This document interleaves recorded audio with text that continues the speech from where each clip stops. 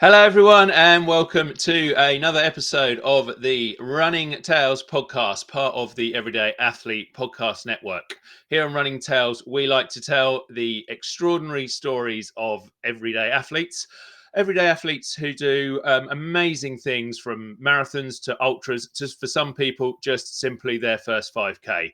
My name is Craig Lewis, and as I say, Running Tales is part of the Everyday Athlete Podcast Network, which now has grown to have 9 really wonderful and really cool shows on it. Shows like Beyond the Finish Line with Joe Harden, check that out. The Food Fight Friday with Jason and Adam Lee, that's always good for a laugh. And I have to say, one of the newest shows and one of my favorites now is Melanin MVP, and that is with none other than Angela Hollowell, today's guest. So look, what I'm going to tell you first is our podcasts, give us a positive rating and review. That brings more people along to listen to episodes like this. But what I'm going to do second is very, very quickly bring Angela forward, and we'll have a chat all about the Everyday Athlete Podcast Network, about Melanin MVP, and about everything that Angela does. Hi, Angela. How are you today? I'm doing good. How are you? Yeah, I'm not too bad. Not too bad. So here you are on your own network, or what you're part of. Tell us first of all about Melanin MVP and how you came to be part of this Everyday Athlete Podcast Network. Yeah, sure. So Melanin MVP is a newsletter kind of writing project that I started around the Olympics last year. I had really been interested in women's sports. It was right during the middle of the WNBA season, which I was a huge fan of and still am. And I was like, if I don't start now, I'm never going to start. So I started writing just about the Olympics and women of color, not just in America, but across the world, who are doing incredible things at the Olympics, and I wanted to keep it going, so I did. Um, but I was like, what does keeping it going mean? What does this mean? And I reached out to Jason because I had seen some of his posts about Run, Try, Bike and the Everyday Athlete Podcast Network, and he was just really gracious with his time. And we had just kind of an initial talk, and I kind of walked away from that saying, okay, I feel motivated to, yes, keep going, but also to keep experimenting with this and see where I can take it. And at that point, I hadn't started a podcast yet, but I came back around December and I said, I think I want to start a podcast with this next year. And I reached out to Jason, and I did not plan on asking him to join the podcast network. I've never been a part of a podcast network, but I was just like, let me just see what would happen. What would happen if I asked him? What does that look like? And he was surprisingly open to it. I think he was surprised as well. But he at least was like, let me talk to my business partner. Let me just see if that's something that we have capacity for, but something we're interested in. And we kept the conversation going. And I joined just before I started my first, or released my first podcast episode for Melanin MVP. So it's been an interesting ride. It's been a short ride, but it's been a very beautiful roller coaster of good things and emotions and all that. Yeah, I'm laughing at the story because it certainly sounds kind of familiar to me as well, and I suspect you could ask all. Well, I was going to say all 9. It's not quite 9 because there's some overlaps on the shows, but all of us who are a part of the network have probably got similar stories about similar conversations with Jason, who's the man behind the show and behind the scenes today. But yeah, in terms of Melanin MVP, you concentrate your stories, as you said there, on women of color and so on. And it might sound a really obvious question, but what was the reasoning behind that? Yeah, I think it's obvious to me. It may not be obvious to some people, but um, one, there are a couple of interesting stories around the time of the Olympics, two of which that I think were fairly well known. One of which was that people felt that Caitlin Clark got snubbed by the Olympic team, Olympic women's basketball team. And another one, which was that Sha'Carri Richardson was going to be premiering in the first time this Olympics because she was disqualified during the Tokyo Olympics in 2021. And it was very obvious to me that Black women athletes who had very much earned the right to be on the international stage were not receiving um, the all-around coverage I felt like they should be receiving. They weren't receiving a soft landing space in the media that I felt like they should have. And there are a lot of stories that were not getting any mainstream attention because they weren't, producing as dramatic headlines as Caitlin Clark or Sha'Carri Richardson, two names that, honestly, at some point it's just like, is there anything left to the imagination now? Because everybody's writing about these people, whether they want them to or not. And I said, one, I felt like I could do a better job, which is probably extremely egregious to think. But I just said, I think I can do a better job of providing a more holistic approach to covering these women. And thank you, Jason. I will think big. And I also said I feel like I can provide a space where Black women and women of color who are interested and fans of these incredible athletes can find timely coverage. They can find more editorial style coverage that is, yes, fact check, but also entertaining. And I felt like I could do that in through the newsletter and through a podcast. So that was kind of the start of it. Um, famously, famous last words are, if you don't see what you want, create it. And that was kind of how Melanin MVP came to be. Yeah. Yeah. Just I guess playing devil's advocate for a second with some of those ideas, and I take on board everything you said, of course, but I'm just thinking really. I mean, you look at say the US sprint team, the sprint teams around the world. There's lots of people of color, women of color, who are doing amazing things and getting huge amounts of coverage. There might be some people who would come back at you and say, "It's 2025. Is that really something we need now above and beyond, or is that coverage not already just naturally happening?" So I'll address women sprinting specifically, but then also Yeah, go to the larger narrative of women athletes. So, yes, there are documentaries like Sprint on Netflix.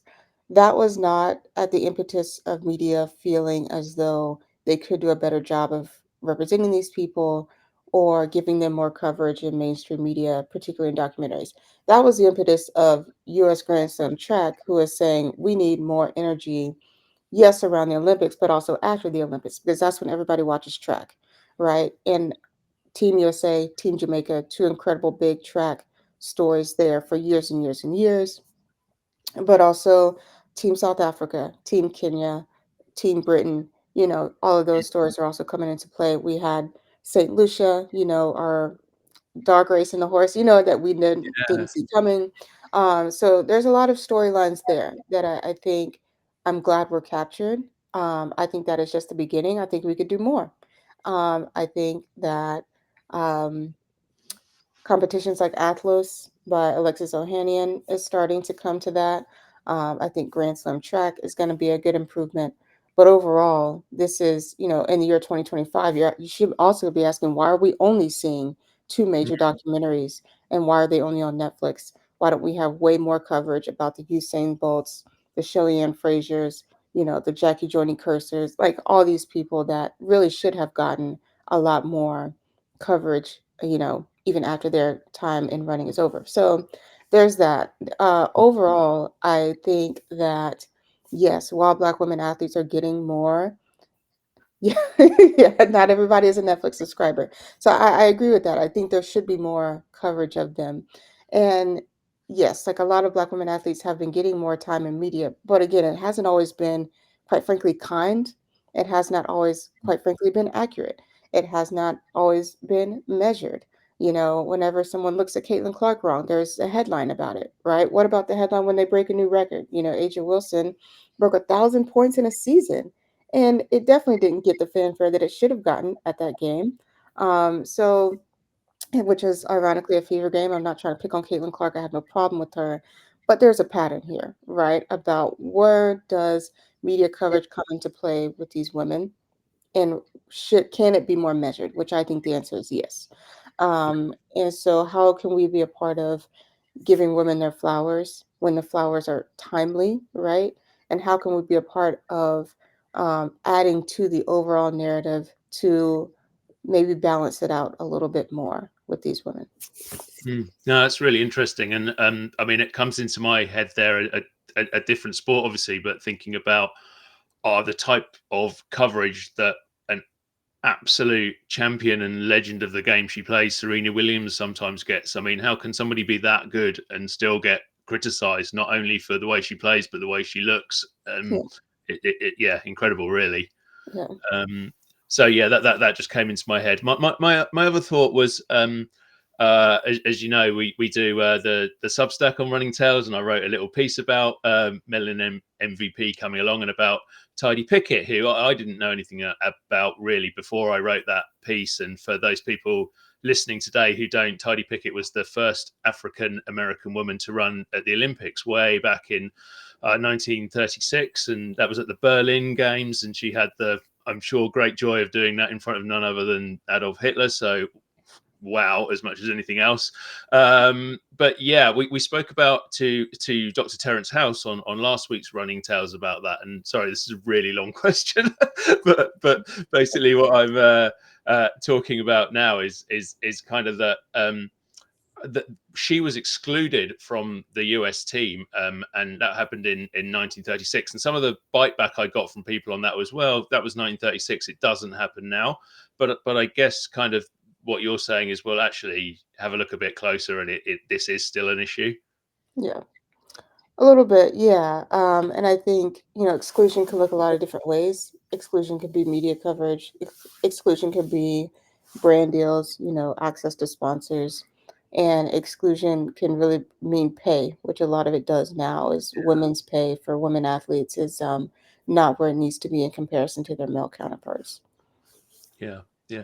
And do you think? I mean, we've spoken about elite athletes for much of the conversation so far, but how do you think that um, is reflected when it comes to kind of the everyday athletes that we like to talk about on this network, and in particular, I suppose, with endurance sports, because you see a lot less black faces. Certainly in the UK, I think it's the same over in the States in endurance racing than you do sprints and all those sort of things. And that, yes, it strikes me as old, really.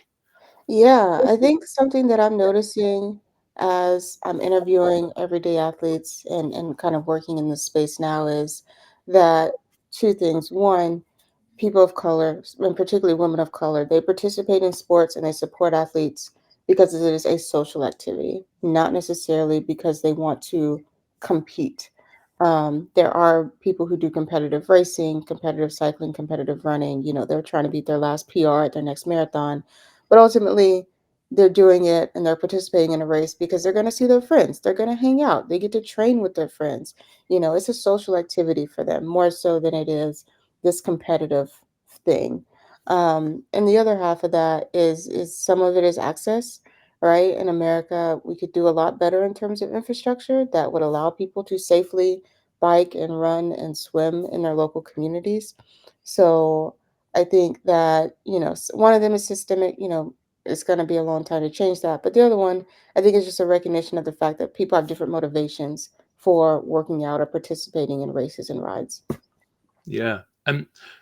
So I want to move slightly away from that conversation because I think it's really interesting, but also it's kind of has um, I don't know if negative connotations is the is a fair thing to say, but it sort of does. And I think what you're doing is trying to be super positive about everything and bring these wonderful stories forward. So let's talk about some of those stories and that you've had on the podcast so far. I listened to, I'm going to forget the lady's name, so apologies to her.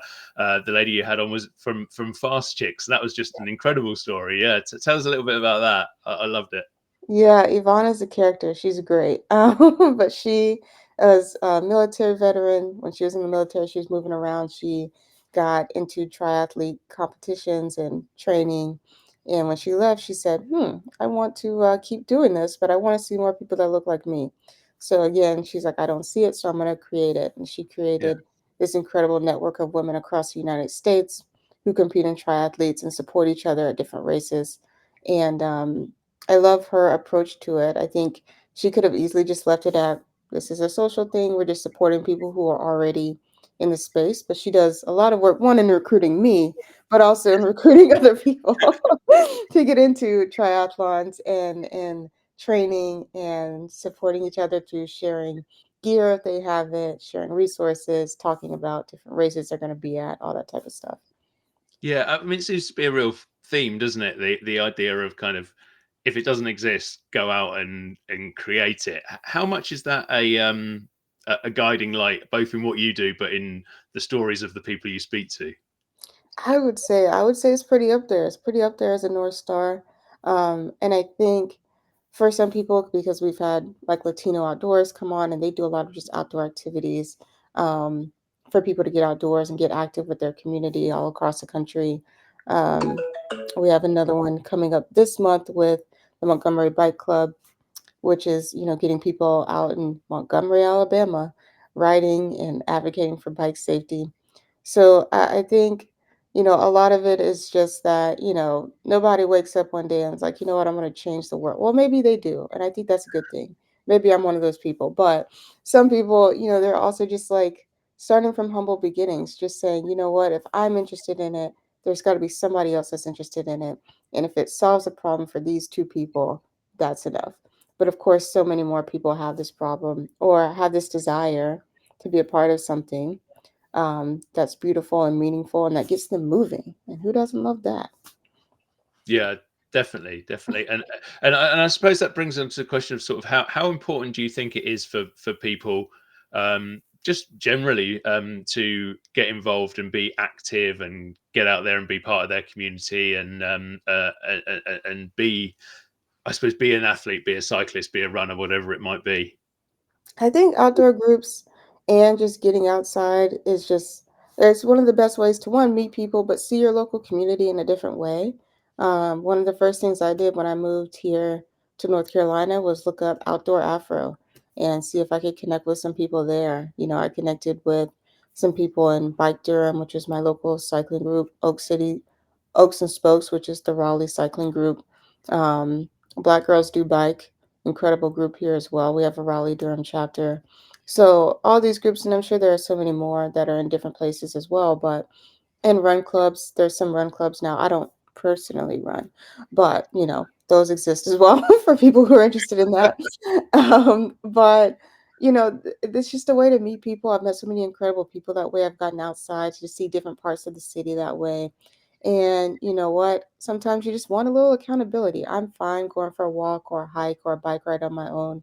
But there's something about getting to that next to last mile right when you want to quit. And then you see everybody around you that's encouraging you, that's pushing you, sharing water with you, sharing snacks. And it's just like, you know what? I can do one more. And that's a good feeling. And that feels really, really fun. So, Yeah, I love. I mean, I like running on my own. Sometimes I like to stick my headphones on or get out there and just get that headspace that you need every now and again on your own.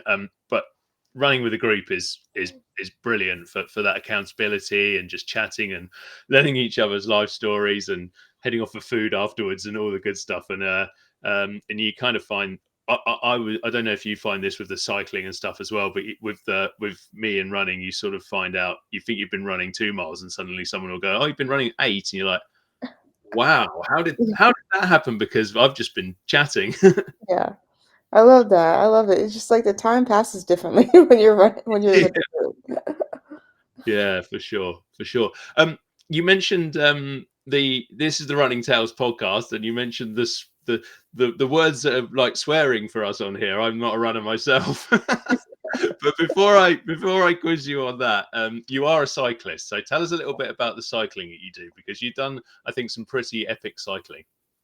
Yes, I would just say that, it was something that cycling is something that a lot of people do when we're young, and then at some point we get away from it. But thankfully, I was blessed to get back to it. I started cycling when I was super young here, and here I say here in Phoenix City, Alabama. We have a river walk that separates the states of Alabama and Georgia.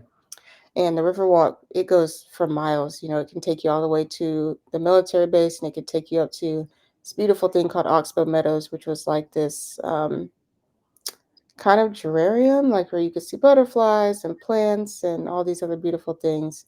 And me and my dad would go up to Oxbow Meadows, just about every other weekend when I was young with our bikes. And when I went to Birmingham, Alabama is very mountainous, so I kind of got away from cycling. It was quite frankly just easier for me to walk. And that's when I got into hiking, so I did a lot of hiking there. I did the Camino de Santiago in Spain while I was in college. So got into really long distance walking and hiking. And then moved to Durham, which is a lot more flat and has a lot more biking infrastructure. So I got back into cycling.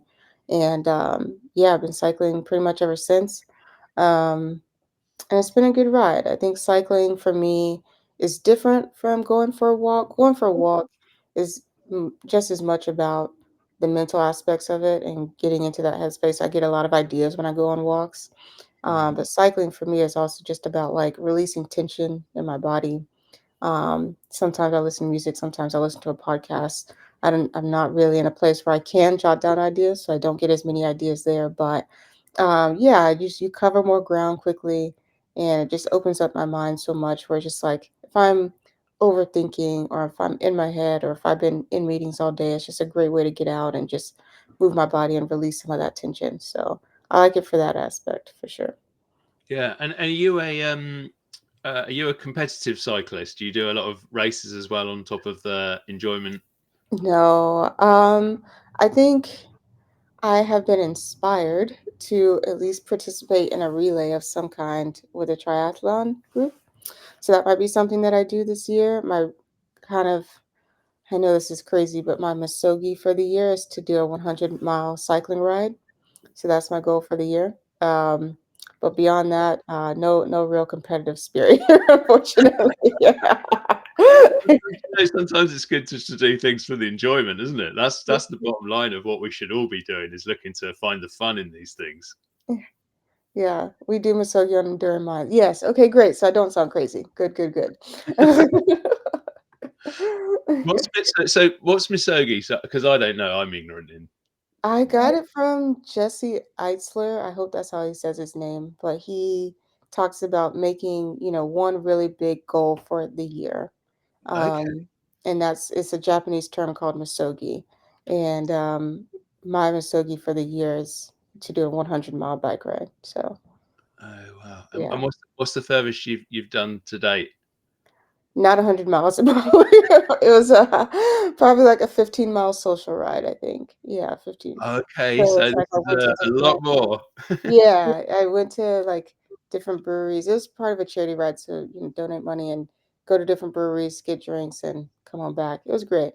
But yeah, and when I go out for a ride, I typically don't budget a lot of time for writing the way I should because I can go so far in like an hour and a half. So that's probably about my typical writing pace.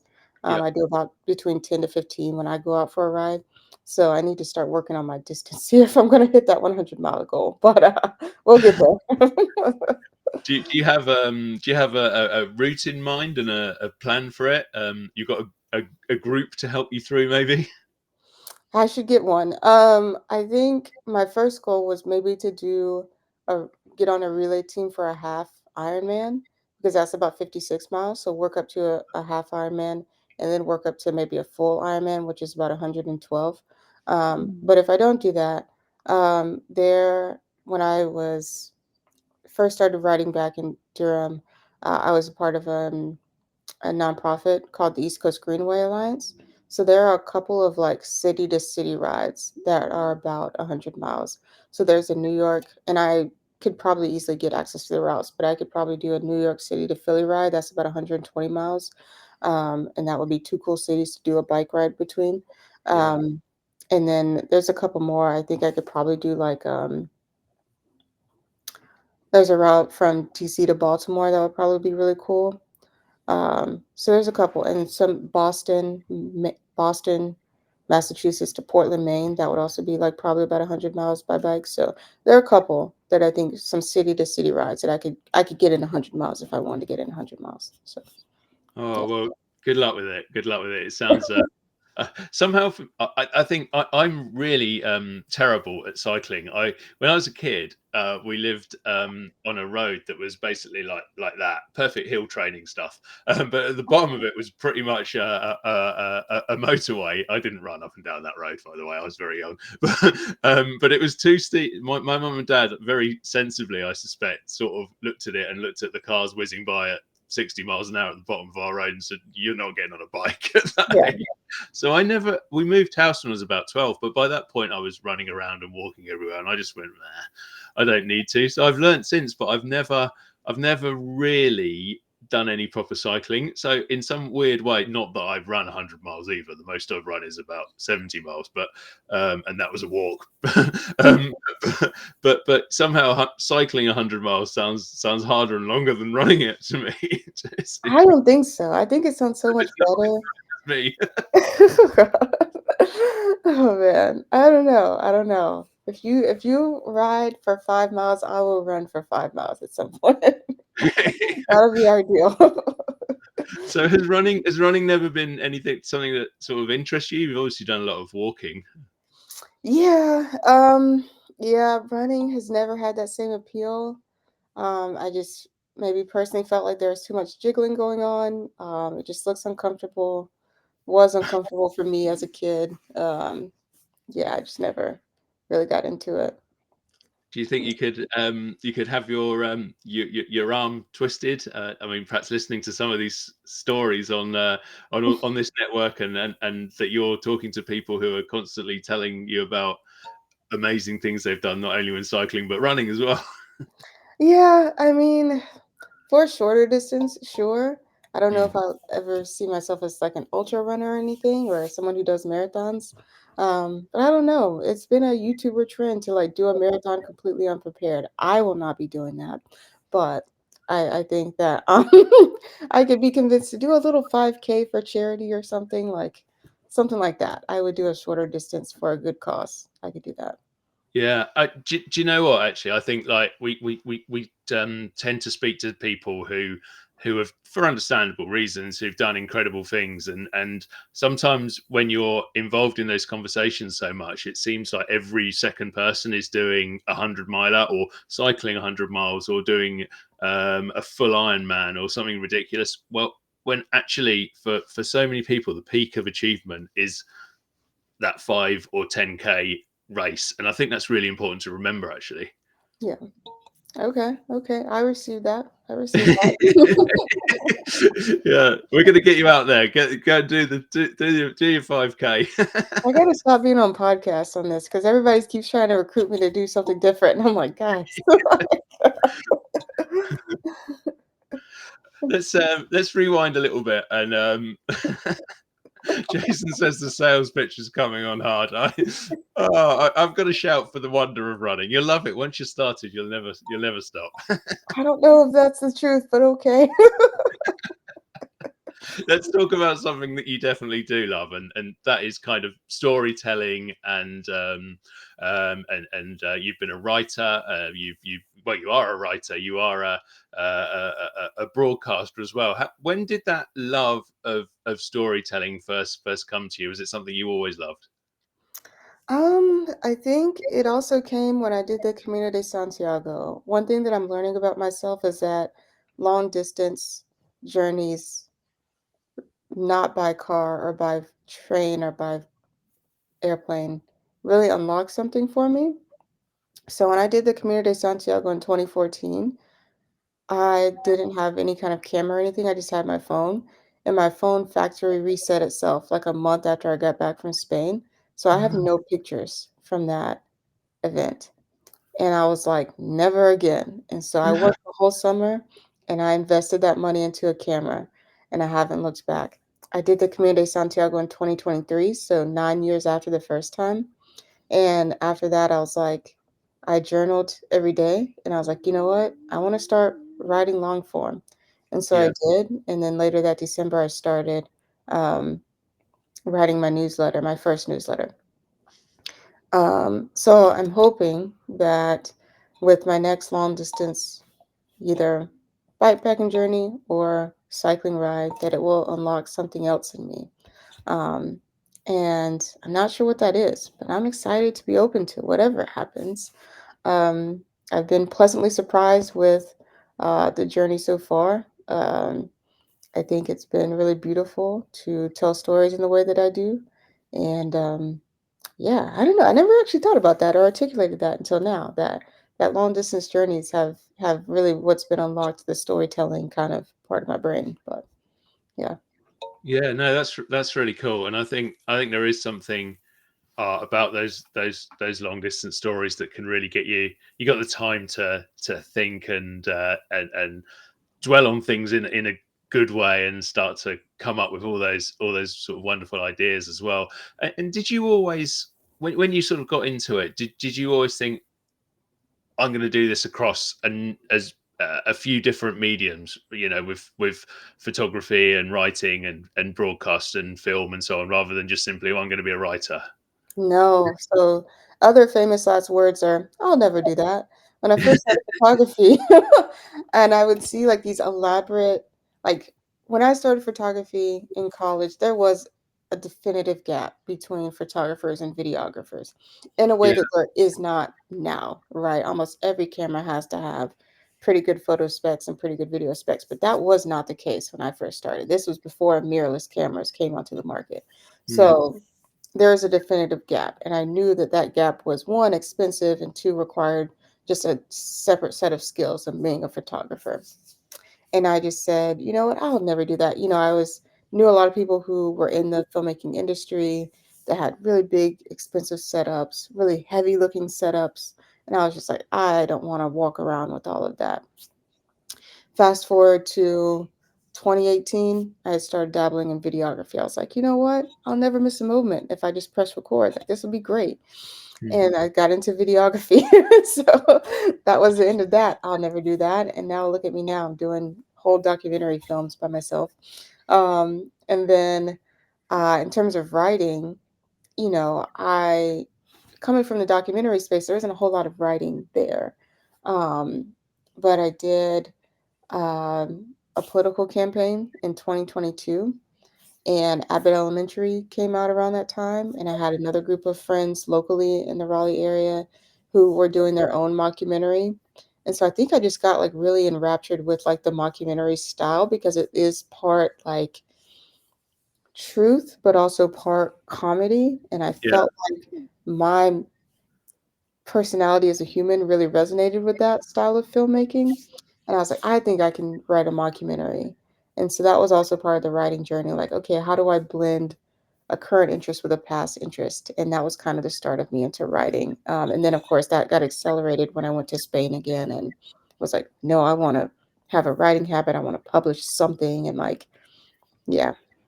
So famous Yeah. last words. Never say, I'm never going to do that because you probably will. So, Yeah, I mean that is so true what you say about the kind of development due to these amazing things that we can carry around in our pockets now that kind of do everything, if not to quite the same degree as a full on camera, but not not so very far off in a lot of cases. And I mean, I remember in a past life as a print journalist, and I'd go out with the newspaper's photographer, and they'd be and the I was told when you start, I'll make friends with the photographer. They'll be the most important person you can get on side, and the thing was to carry their camera for them. That would keep them happy when you're a young junior, and so you'd be carrying this huge camera around with you everywhere on behalf of your photographer, and that was not even taking into account another machine that you might need for shooting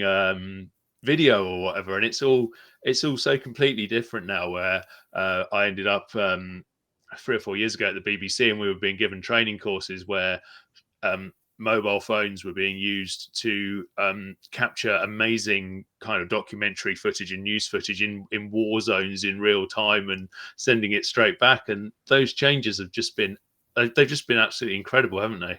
yeah, it's been great. I think it's for the betterment of the industry because it just makes everything so much more accessible. Like you don't have to be a part of some Hollywood studio to get access to a really good video camera.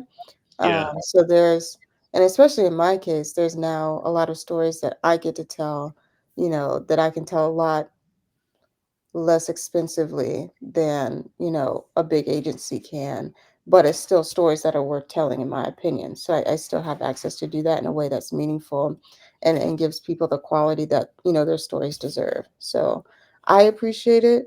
And I think a lot of people appreciate it, but I do think that, because the gap is so small between like hobbyist and maybe amateur and maybe pro. Um, and I think that we're shifting the way we think about what is pro and what is a story that deserves a big screen or a big platform. Yeah, that's interesting, and I wonder whether like sometimes you obviously have these machines kind of give everybody access, which is great, but they also give everybody access, which is not always quite so good, is it? Both in terms of the quality of what they're producing and just plain what they're producing sometimes. Yeah.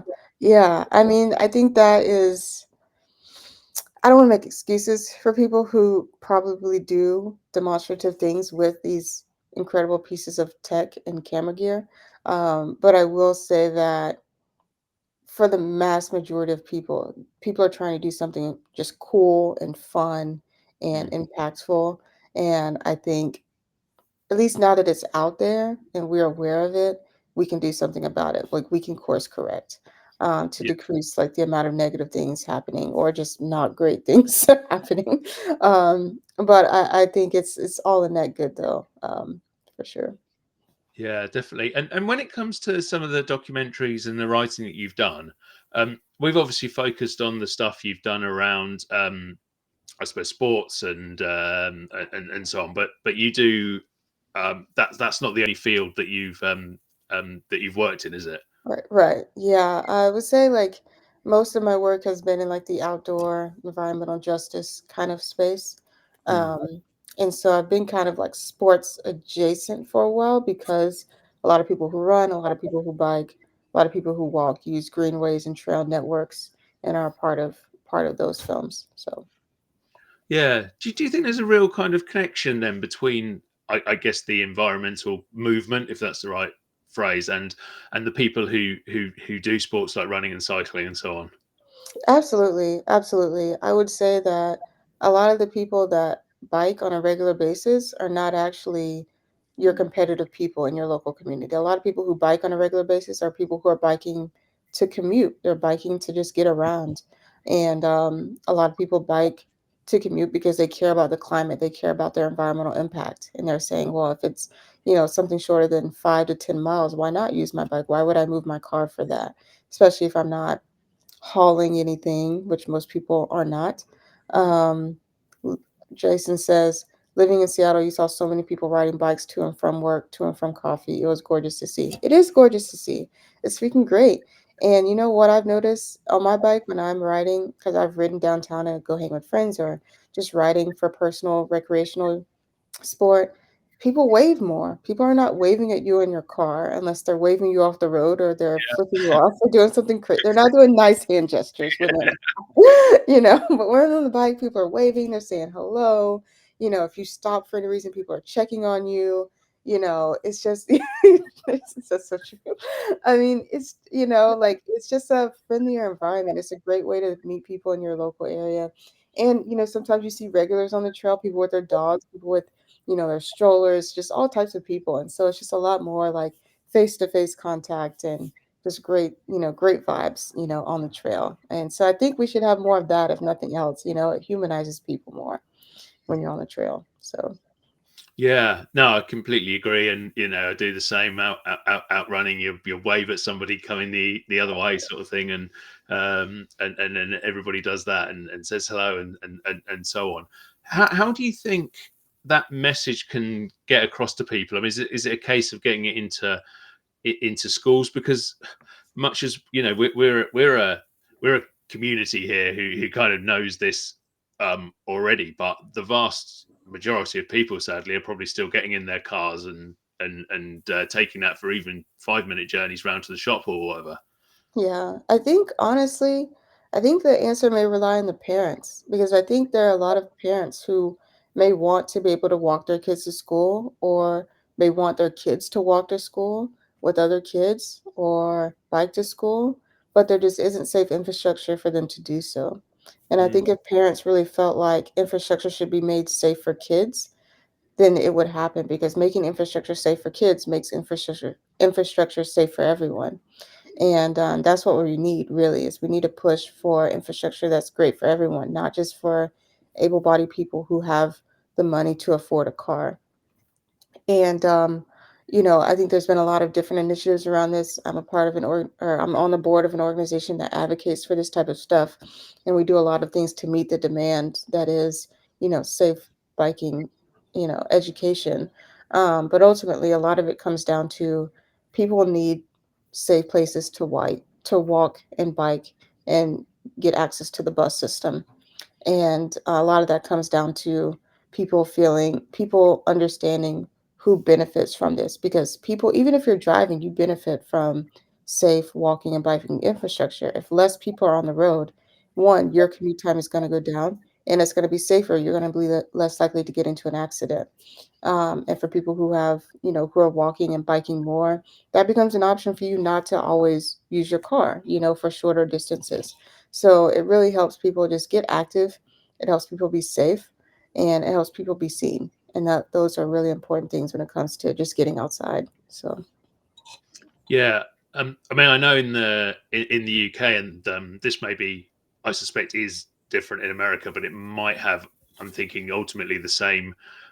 This cause the same problems. Is we obviously have a pretty old infrastructure. We're an old country that's been around for a very long time, and some of these. I mean, the town I'm in, Northampton, it goes back to the Doomsday Book and 1066, and it's an old place built with narrow streets and so on. And the council here have tried to they try sometimes to put like bike paths and so on in, but then you're just really cramped between bikes and pedestrians, or you've got a narrow road and and people on cycles are having to dodge in between very busy traffic in some areas of the town, which upsets drivers and gets them making all those strange hand gestures you were talking about earlier. And so it doesn't really work, and it's really hard to kind of, I suppose, solve that problem. And I'm thinking in um from it's a huge country and every city's a bit different, I'm guessing, but in America you've kind of got new cities with huge roads with the cars on and so on, and which weren't necessarily built for cycling and walking and running infrastructure yeah. either. Is that fair? I don't know. So I would say by and large, America is just newer than England. Yeah, So our yeah, yeah, for infrastructure is has largely been built around cars.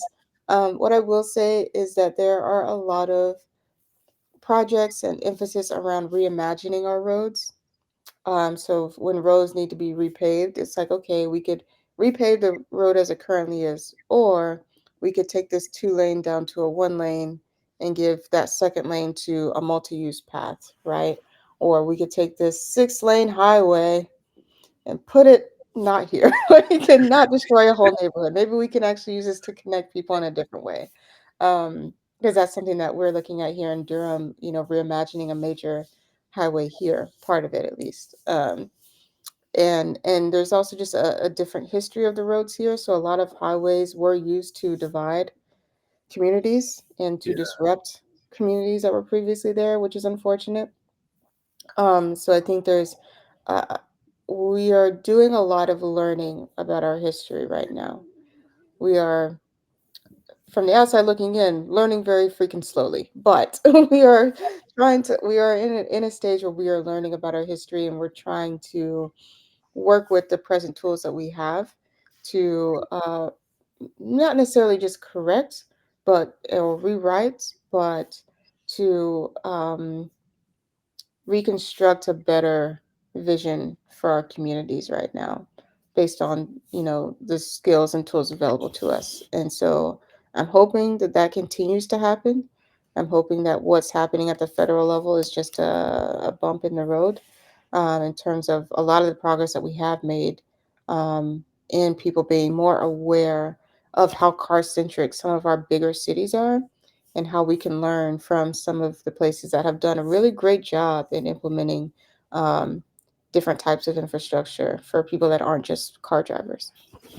mm. And Yeah, also, I just want to say too, one thing that I like to do sometimes at night, and this is how I know I'm really relaxed, and I'm really deep into British cycling culture, because I'm really relaxed when I see them like riding around on their bikes and like they'll come up to a car and the car will like slow down and allow them to pass. And I'm just like, wow, imagine if we did that in America. That'd be great. We can all share the road then. But no, road sharing in America is a complete myth. It doesn't happen. Oh well, I don't know. I mean, there's probably a few British people listening to this going, oh, "Do you know what? That does not happen here either."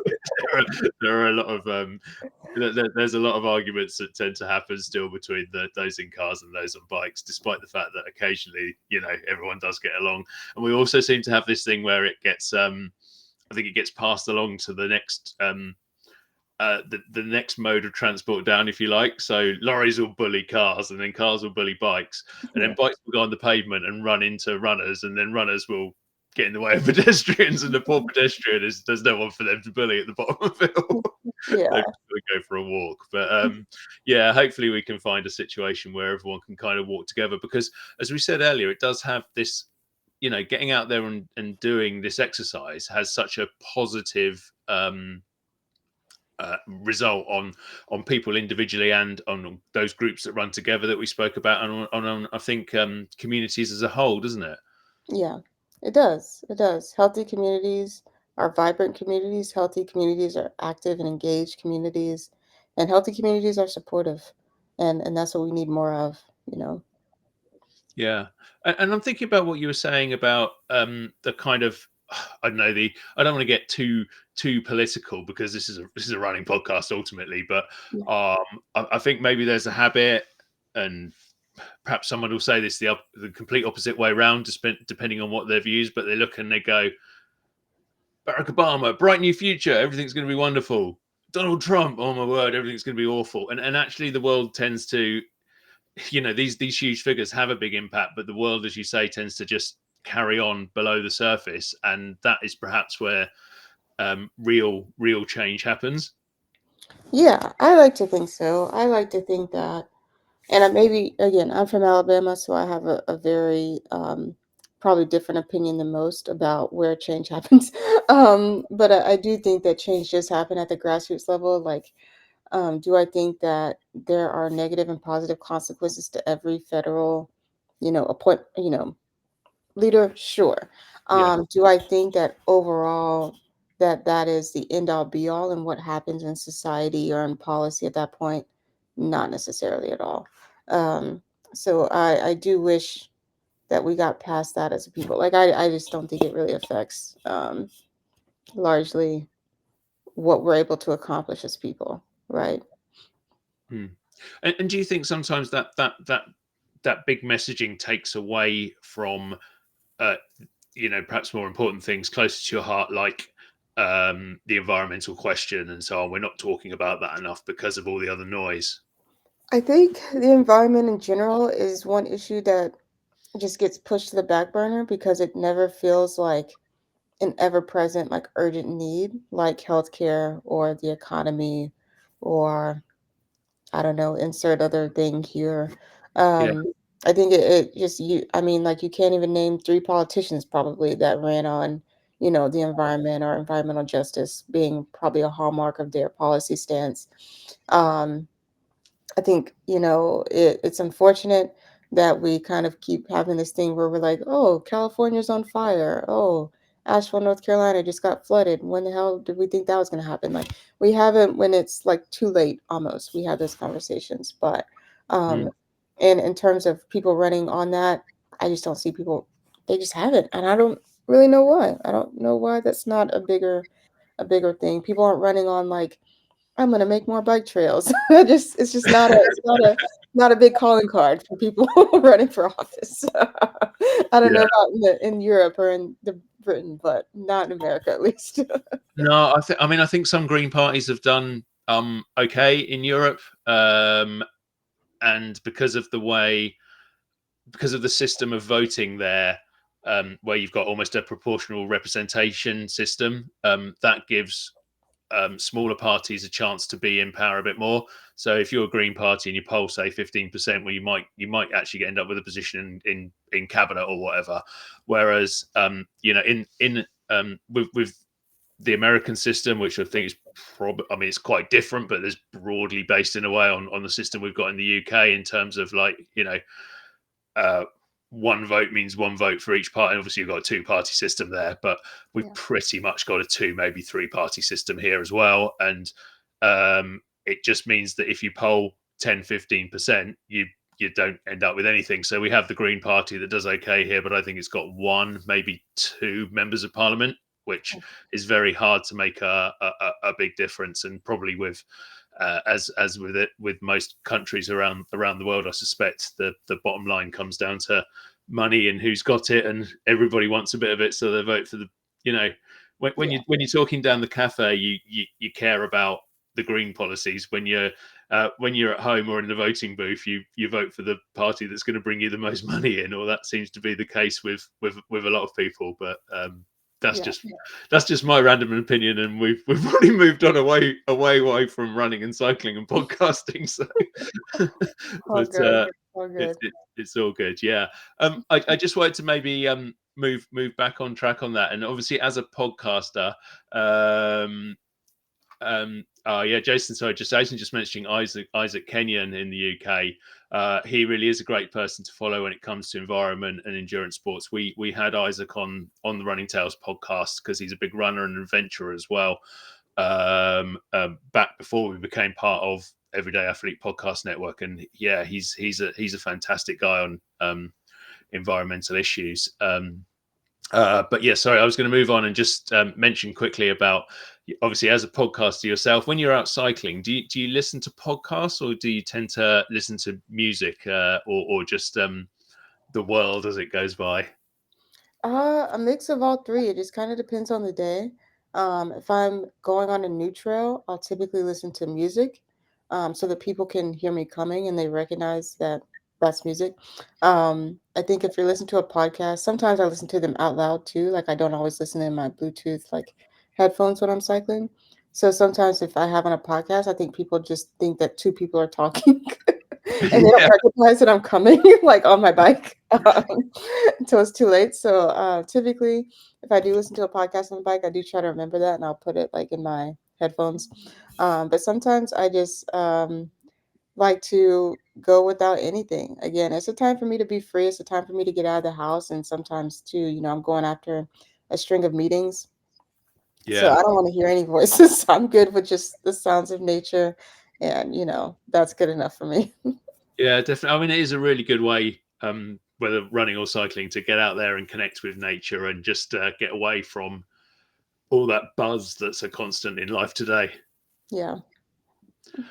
And as you know, one of the other podcasts in this network is What's in Your Earbuds with Joe Harden and Ohm, and we love that. So if you were to be able to get something on their little playlist that you listen to when you're out cycling, what would you suggest? Because we'll have to twist their arms and get them to add it. That's funny. My artists or two artists that have kind of had me, well, three, let's say three. Three artists that have had me in a chokehold lately. Doechii, Grammy winning Doechii. We love her. Been following her for years. I'm so happy to see her kind of getting her flowers on a national stage. Leon Thomas, for a lot of people, like for me, I met him when he was on a kids show on Nickelodeon, and now and then he became kind of a songwriter for some of your bigger female artists.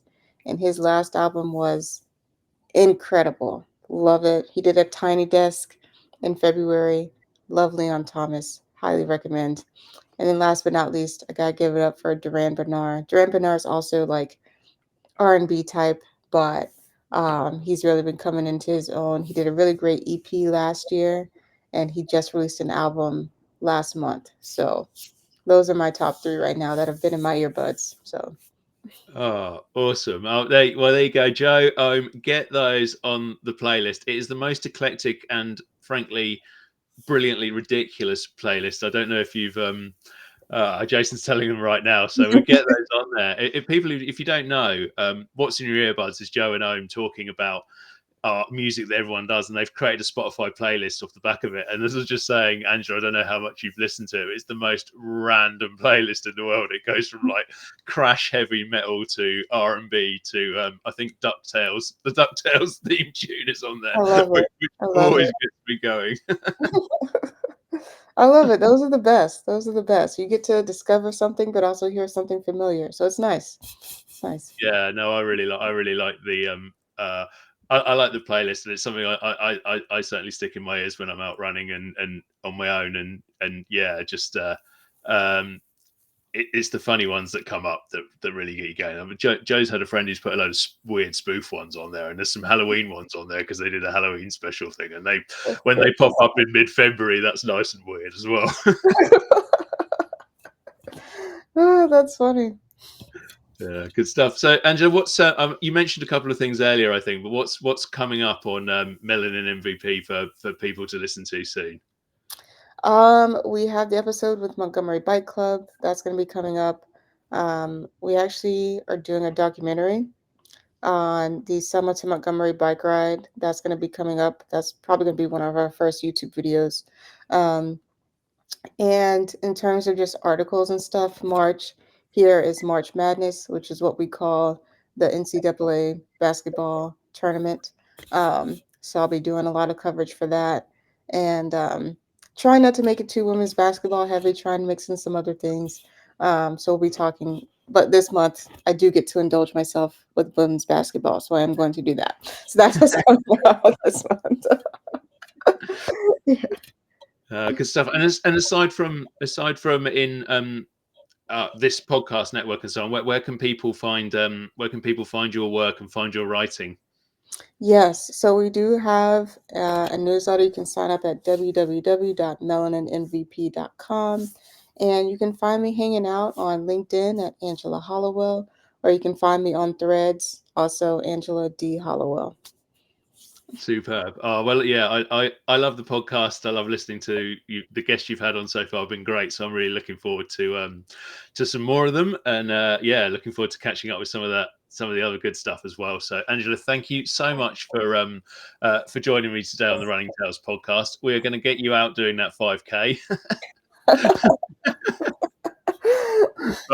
But seriously, I wish you all the best with the 100-mile bike ride, because that is a properly epic thing to try and do, and good luck with that, because that would be brilliant. And yeah, thank you so much for coming on Running Tales today. Thank you so much for having me. Oh, you're welcome. So, folks, that was Angela Hollowell. I hope you enjoyed that episode today. I really enjoyed chatting to Angela. I thought that was a fantastic conversation. I know we went off on a few subjects other than running, but that's a little bit what Running Tales is about. We're not really a podcast that goes into talking about training plans and VO2 max and all that sort of stuff. We like to go off and explore people's stories, as well as the athletics and running and so on that they do. And the Everyday Athlete Podcast Network has a little bit of that as well. We've got a little bit of everything for everyone on here as well, telling the stories of everyday athletes as often as we can.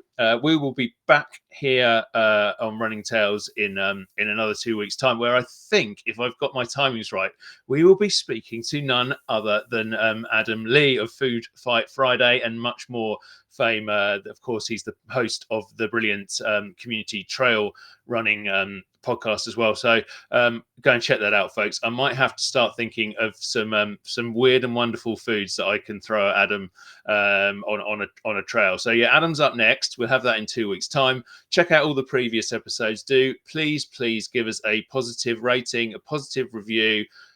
Subscribe and follow us wherever you listen. We're looking to build this network as much as we can, so we continue to be able to tell stories like Angela's, like Adam's, that we're going to do in a couple of weeks' time, and like all the other guests we have on here, because it's an honor and a privilege to tell those stories, and we really enjoy it. And I hope you enjoy listening to them as much as I enjoy chatting to people on here. So yeah, thanks again, and we'll see you in a couple of weeks for another Running Tale.